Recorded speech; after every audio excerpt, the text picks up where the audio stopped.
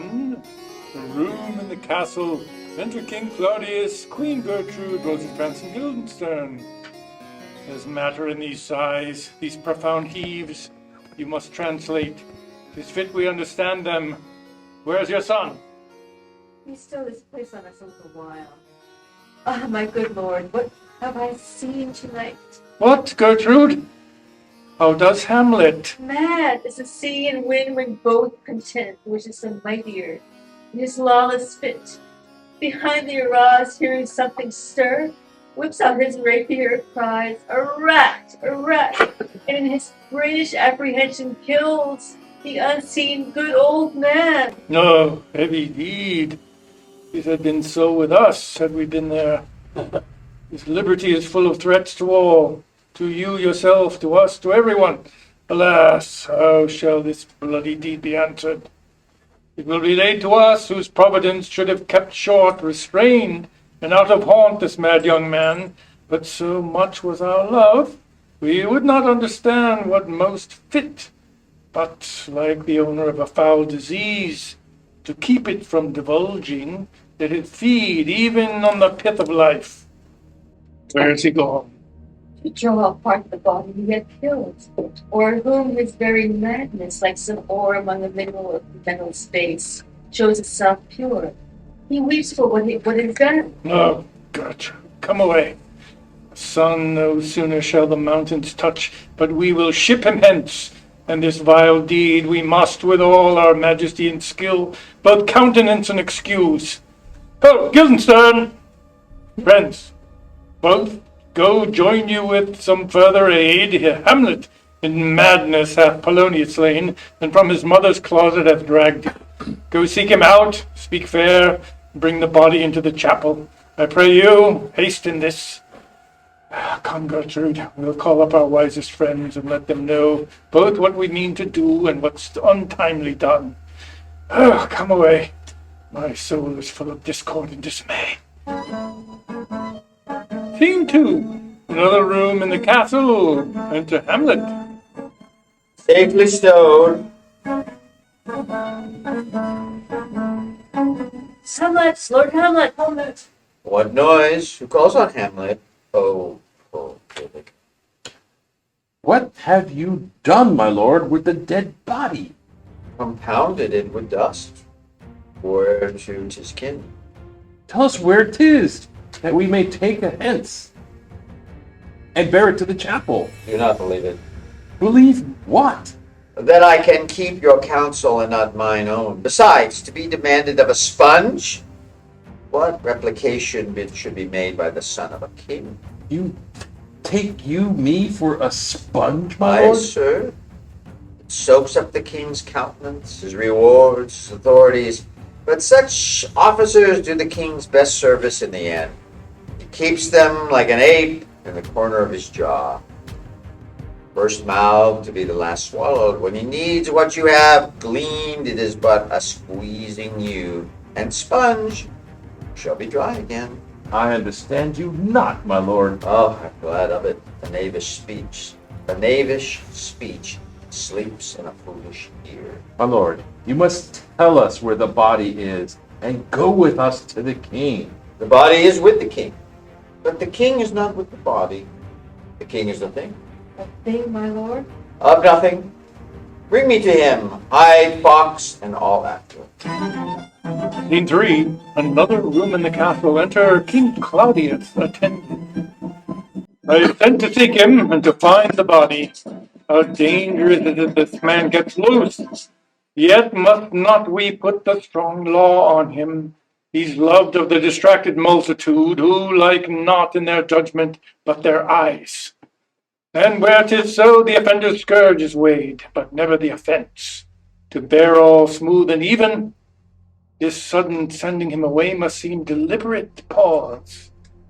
Diseases desperate grown by desperate appliance are relieved, or not at all. How now? What hath befallen? Where the dead body is bestowed, my lord, we cannot get from him. But where is he? Without, my lord, guarded, to your pleasure. Bring him before us. Oh, bring in the lord. Now, Hamlet, where's Polonius? At supper, At supper. Where? not where he eats, but where he is eaten. A certain convocation of politic worms or in him at him. Your worm is your only emperor for diet. We fat all creatures, else to fat us, and we fat ourselves for maggots. Your fat king and your lean beggar is but variable service. 2 dishes or to 1 table. That's the end. Alas, alas. A man may fish with the worm that hath eat of a king, and eat of the fish that has fed of that worm. What dost thou mean by that? Nothing, but to show you how a king may go a progress through the guts of a beggar. Where is Polonius? In heaven. Send thither to see. If your messenger find him not, then seek him the other place yourself. But indeed, if you find him not within this month, you shall nose him as you go up the stairs into the lobby. Go seek him there. We'll stay till you come. Hamlet, this deed for thine special safety, which we do tender, as we dearly grieve, for that which thou hast done, must send thee hence with fiery quickness. Therefore prepare thyself. The bark is ready, and the wind it help. The associates tend, and everything is bent for England. For England? Aye, Hamlet. Good. So it is, if thou knewest our purposes. I see a cherub that sees them. But come for England. Farewell, dear mother. Thy loving father, Hamlet. My mother. Father and mother is man and wife. Man and wife is one flesh. And so, my mother. Come for England. Follow him at foot, tempt him with speed aboard. Delay it not, I'll have him hence tonight. Away, for everything is sealed and done, that else leans on the affair. Pray you make haste. In England, if my love thou holdest on aught, as my great power thereof may give thee sense. Since yet thy cicatrice looks raw and red after the Danish sword, and thy free awe pays homage to us, thou mayest not coldly set our sovereign process, which imports at full by letters congruing to that effect, the present death of Hamlet. Do it, England, for like the hectic in my blood he rages, and thou must cure me. Till I know 'tis done, howe'er my haps, my jaws were ne'er begun. Scene for a plain in Denmark. Enter Fortinbras, a captain, and soldiers marching. Go, captain, from me greet the Danish king. Tell him that by his license, Fortinbras craves the conveyance of a promised march over his kingdom. You know the rendezvous. If that his majesty would aught with us, we shall express our duty in his eye and let him know so. Oh, do it, my lord. Oh, softly on. Good sir, what powers are these? They're in Norway, sir. Oh, no. How purpose, sir, I pray you? Against some part of Poland. Who commands them, sir? Refuge to old Norway, Fortinbras. Goes it against the main of Poland, sir, or for some frontier? Truly, to speak, and with no addition, we go to gain a little patch of ground that hath in it no profit but the name, to pay 5 ducats. 5, I would not farm it, nor will it yield to Norway or the Pole a ranker rate, should it be sold in fee. Why, then the Pollock will defend it. Yes, it's already garrisoned. 2,000 souls and 20,000 ducats will not debate the question of the straw. This is the impostume of much wealth and peace, that inward breaks and shows no cause without. Why the man dies. I humbly thank you, sir. God be with you, sir. Will it please you to go, my lord? I'll be with you straight. Go a little before. How all occasions do inform against me and spur my dull revenge. What is a man, if his chief good and market of his time be but to sleep and feed?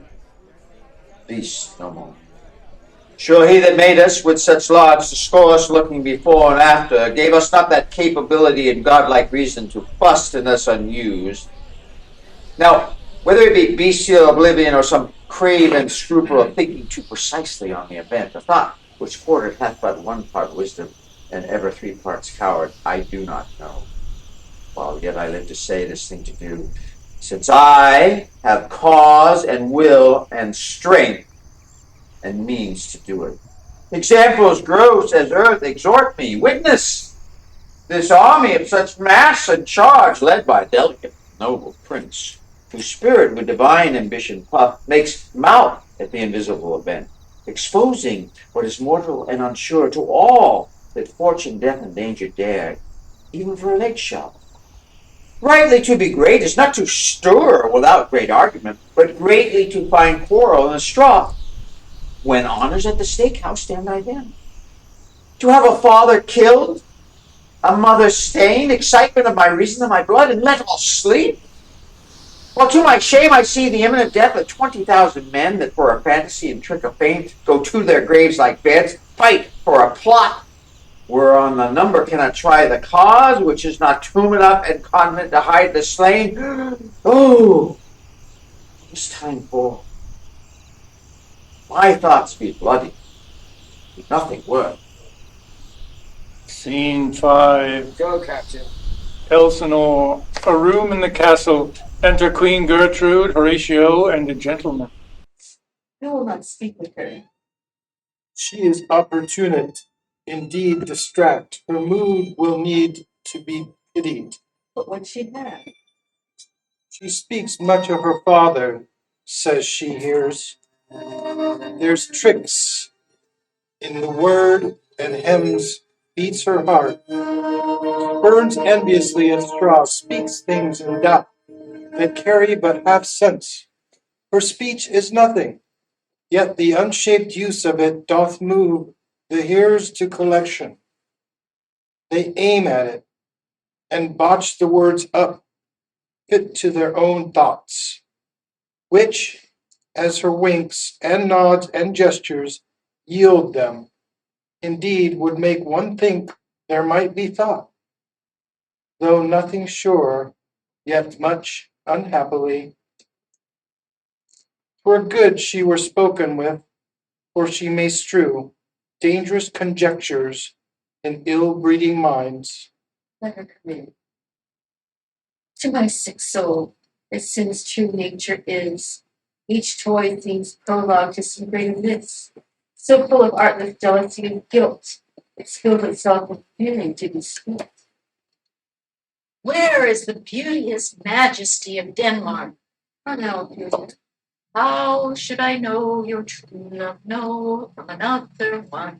Let's buckle back and stop and the sandal show. alas, sweet lady, what imports this song? Say you? Nay, pray you, Mark. He is dead and gone, lady. He is dead and gone. At his head the grass did turn, and his heels a stone. Nay, but Ophelia, Pray you, Mark. White his shroud as the mountain snow. alas, look here, my lord. Larded all the sweet flowers, which be wept to the grave to go with true love showers. How do you, pretty lady? Didn't you, they say the owl was a baker's daughter? Lord, we know not what we are, but know not what we may be. God, be at your table. King, Conceit upon her father. pray you. Let's have no words of this, but when they ask you what it means, say you this. Tomorrow is St. Valentine's Day, all in the morning bedtime, and I am made at your window, be your Valentine. Then up rose and down slows and up the chamber door, let in the maid, let out a maid, never departed more. Pretty Ophelia. Indeed, love without an oath, I'll make an end of it. By jizz and Saint Charity, A laugh and life shame. Young men will do it if they do it by cock, they are to blame. Quoth she, before you tumbled me, or promised me to wed, so would I have done my honored son, and thou hast not come to my bed. How long has she been thus? I hope all will be well. We must be patient, but I cannot choose but weep to think they would lay him on the ground. My brother shall know of it, and so I thank you for your good counsel. Come, my coach. Good night, ladies. Good night. Sweet ladies, good night. Good night. Follow her close. Give a good watch, I pray you. This is the poison of deep grief. It springs all from her father's death. Oh, Gertrude, Gertrude. When sorrows come, they come not single spies, but in battalions. First her father slain, next your son gone, and he, most violent author of his own just remove. The people muddied, thick and unwholesome in their thoughts and whispers for good Polonius' death, and we have done but greenly in hugger-mugger to inter him. Poor Ophelia, divided from herself and her fair judgment, without the which we are pictures of mere beasts. Vast and as much containing as all these, her brother is in secret come from France, feeds on his wonder, keeps himself in clouds, and wants not buzzers to infect his ear with pestilent speeches of his father's death, wherein necessity of matter beggared will nothing stick our person to arraign in ear and ear. Oh, my Gertrude, this, like to a murdering peace, in many places gives me superfluous death. Oh, no, what is that? Where are my Switzers? Let them guard the door! What's the matter? Save yourself, my lord. The ocean, overpeering of his list, eats not the flats with more impetuous haste than young Leartes in a righteous head. O Barris, your officers, the rabble call him lord. And as the world were we now but to begin, antiquity forgot, custom not known, the ratifiers and prompts of every word, the cry, choose we, Leartes shall be king. Caps, hands, and tongues applaud it to the clouds. Leartes shall be king. Leartes shall be king. how cheerfully on thou false trail, they cry. Oh, this is counter, you false Danish dogs. The doors are broke. Where is the king? Sir, stand you all without. Let's come in. I pray you give me leave. We will. Thank you. Keep the door. O thou vile king, give me my father. Oh, calmly, good Leartes. That drop of blood that's calm proclaims me bastard. Cries cuckold to my father. Brands the harlot, even here between the chaste and smirched brow of my true mother. What is the cause, Leartes, that thy rebellion looks so giant-like? Let him go. Gertrude, do not fear our person, where such divinity doth hedge a king, that treason can but peep to what it would, acts little of his will. Tell me, Leartes, why art thou thus incensed? Let him go, Gertrude. Speak, man. Where is my father? Dead. But not by him. Let him demand his fill. How came he dead? I'll not be juggled with. To hell allegiance, vows to the blackest devil, conscience and grace to the profoundest pit. I dare damnation. To this point I stand, that both the worlds I give to negligence. Let come what comes, only I'll be revenged most thoroughly for my father. Who shall stay you? My will, not all the world. And for my needs I'll husband them so well, they shall go far with little. Good Leartes, if you desire to know the certainty of your dear father's death, is writ in your revenge, that swoop stake you will draw both friend and foe, winner and loser? None but his enemies. Will you know them then? To his good friends, that's why I'll ope my arms. Like the kind life-rendering pelican, repass them with my blood. Why, now you speak like a good child and a true gentleman. That I am guiltless of your father's death, and am most sensible in grief for it, it shall as level to your judgment pierce, as day does to your eye. Oh no, what noise is that? Oh, heat dry up my brains. Tears 7 times salt. Burn out the sense and virtue of mine eye. By heaven, thy madness shall be paid by weight, till our scale turn the bead. O Rose of May, dear maid, kind sister, sweet Ophelia. Oh heavens, is it possible a young maid's wit should be as mortal as an old man's life? Nature is fine in love, and where 'tis fine, it sends some precious instance of itself after the thing it loves. They bore and bear placed on the bar, hey, no, non-me, hey, and on his grave, remember, dear. Fare you well, my dove. Couldst thou thy wits this persuade revenge? It could not move thus. You must sing down the down, and you call him a down. Oh, how the wheel becomes it. It is the false steward that stole his master's daughter. There's nothing more than that. There's rosemary, that's for remembrance, pray love. Remember. And there's pansies, that's for thoughts. Document of madness. Thus in remembrance fit. There's fennel for you, and columbines, there's rue for you, and here's some for me. We may call it an herb of grace. Oh, Sundays, oh, you must wear your robe with a difference. There's a daisy, I would give you some violets, but they withered all my father died. They say he made a good end. For bonny sweet rose, all my joy. Thoughts of affliction, passion, hell itself, it turns to favor, to goodness. And will he not come again? And will he not come again? No, no, he is dead. Go to thy death's bed. He will never come again. His beard is black as snow, and night's mud was full. He's gone, and we cast away moan. God have mercy on his soul. And all Christian souls, I pray God, be with ye. Do you see this? Oh God! Leartes, I must commune with your grief, or you deny me right. Go but apart, make choice of whom your wisest friends you will, and they shall hear and judge twixt you and me.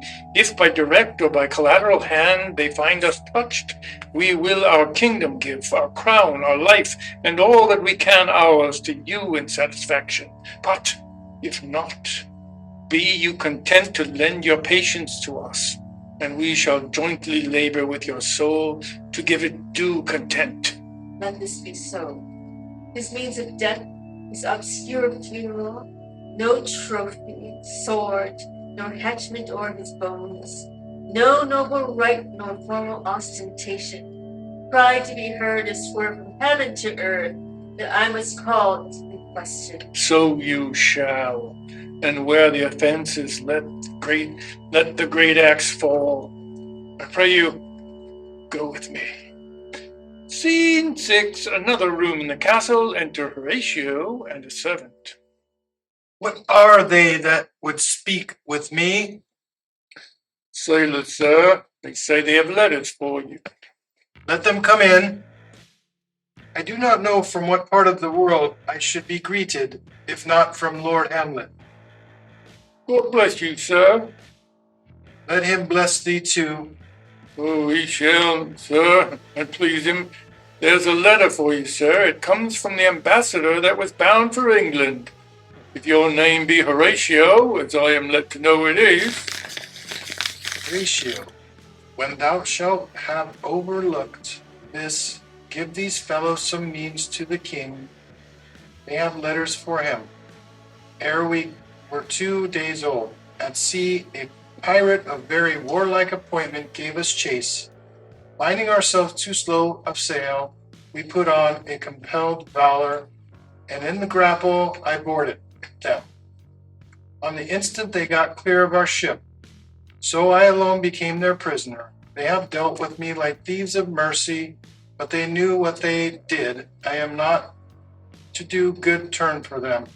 Let the king have the letters I have sent, and repair thou to me. With as much speed and thou wouldst fly death. I have words to speak, in thine ear will make thee dumb. Yet there are much too light for the bore of the matter. These good fellows will bring thee where I am. Rosencrantz and Guildenstern hold their course for England. Of them I have much to tell thee. Farewell. He that thou knowest thine Hamlet, come, I will make you way for these your letters. and you do it the speedier that you may direct me to him from whom you brought them. Scene 7, another room in the castle. Enter King Claudius and Leartes. Now must your conscience my acquaintance seal, when you must put me in your heart for friend. Since you have heard, and with a knowing ear, that he which hath your noble father slain pursued my life. It well appears. But tell me why you proceeded not against these feats, so criminal and so capital in nature, as by your safety, wisdom, and all things else. You mainly were stirred up. Oh, for two special reasons, which may to you perhaps seem much unsinewed, but yet to me they are strong. The queen, his mother, lives almost by his looks, and for myself, my virtue or my plague, be it either which, she's so conjunctive to my life and soul, that as the star moves not but in his sphere, I could not but by her. The other motive why to a public count I might not go, is the great love the general gender bear him, who, dipping all his faults in their affection, would, like the spring that turneth wood to stone, convert his gyves to graces, so that my arrows, too slightly timbered for so loud a wind, would have reverted to my bow again, and not where I had aimed them.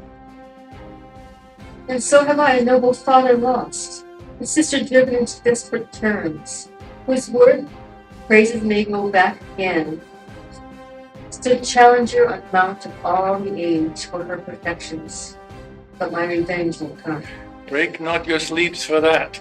You must not think that we are made of stuff so flat and dull that we can let our beard be shook with danger and think it pastime. You shortly shall hear more. I love your father, and we love ourselves, and that, I hope, will teach you to imagine. How now? What news? Letters, my lord, from Hamlet. This to your majesty, this to the queen. From Hamlet? Who brought them? Sailors, my lord, they say. I saw them not. They were given me by Claudio. He received them of him and brought them. Leartes, you shall hear them. Leave us. High and mighty, you shall know I am set naked on your kingdom. Tomorrow shall I beg leave to see your kind kingly eyes, when I shall, first asking your pardon thereunto, recount the occasion of my sudden and more strange return. Hamlet, what should this mean? Are all the rest come back, or is it some abuse and no such thing? Know you the hand? Is Hamlet's character naked, and in a postscript here, he says alone.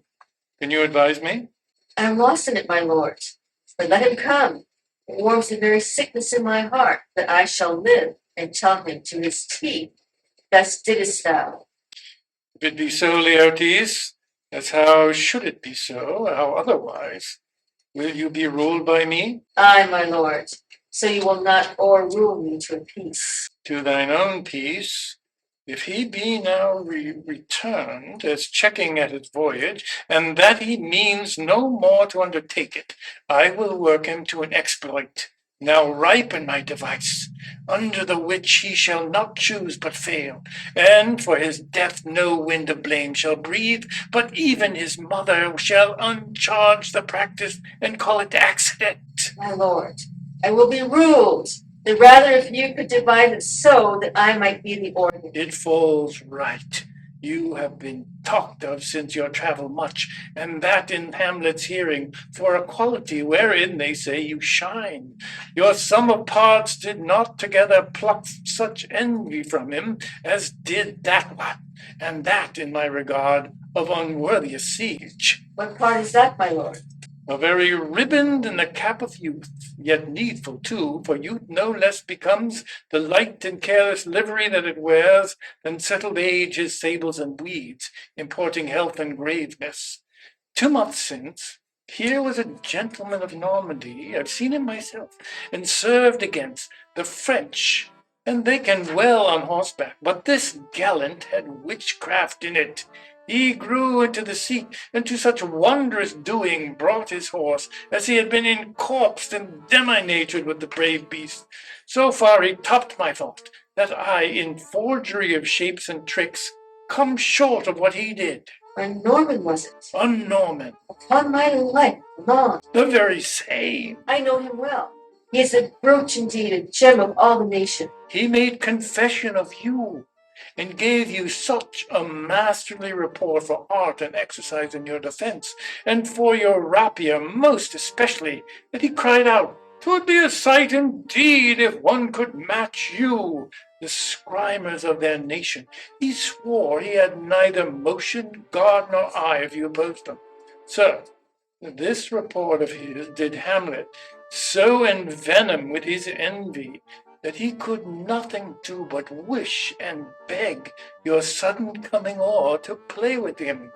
Now, out of this. What out of this, my lord?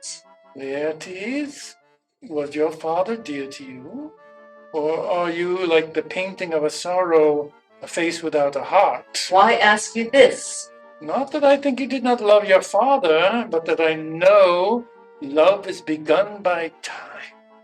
And that I see, passages of proof, time qualifies the spark and fire of it. There lives within the very flame of love a kind of wick or snuff that will abate it, and nothing is at a like goodness still, for goodness, growing to a pleurisy, dies in his own too much. That we should do when we would. For this would changes, and hath abatements and delays as many as there are tongues and hands and are accidents. And then this should is like a spendthrift sigh that hurts by easing, but to the quick or the ulcer. Hamlet comes back. What would you undertake to show yourself your father's son, indeed more than words? To cut his throat, church. No place, indeed, should murder sanctuarize. Revenge should have no bounds, but, good Leartes, will you do this? Keep close within your chamber. Hamlet return shall know you are come home. Will put on those shall praise your excellence, and set a double varnish on the fame the Frenchman gave you. Bring you in fine together, and wager on your heads. He, being remiss, most generous and free from all contriving, will not peruse the foils, so that with ease, or with a little shuffling, you may choose a sword unbaited, and in a pass of practice requite him for your father. I will do it. And for that purpose I'll anoint my sword. I brought an unction of a mountebank, so mortal that but a dip a knife in it, where it draws blood, no cataplasm so rare, collected from all simples that have virtue under the moon, and save the thing from death that is but scratched gall.